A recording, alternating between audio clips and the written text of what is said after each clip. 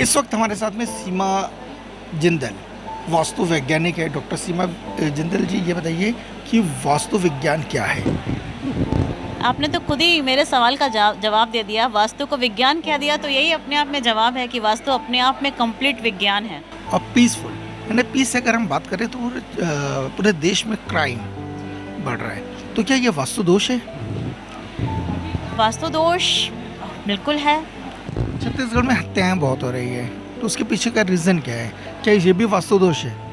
हमारे यहाँ हर तरह की एनर्जी है। अगर देवताओं की बात की है तो हमने असुरों की बात भी की है। मतलब पॉजिटिव और नेगेटिव तो हमेशा से रहा है।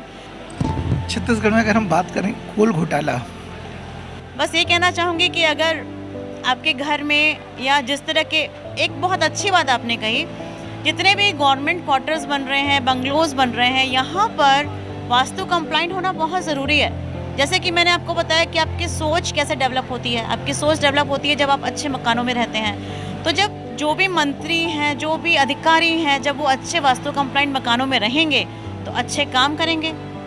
तो क्यों ना जो कंस्ट्रक्शन किया जा रहा है वो पूरा का पूरा वास्तु कंप्लाइंट हो। कांग्रेस के अगर हम लीडर की बात करें, राहुल गांधी की बात करें, तो क्या उनमें कोई दोष है, वास्तु दोष है?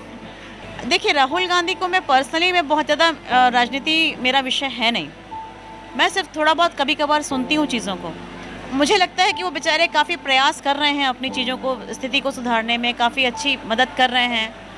और जहाँ देश में सत्ता पक्ष अच्छा होना चाहिए वहीं विपक्ष भी मजबूत होना चाहिए। तो अपने विचारों को स्ट्रॉन्ग करने के लिए नॉर्थ ईस्ट को, ईशान कोण को मजबूत बनाना बहुत ज़रूरी है।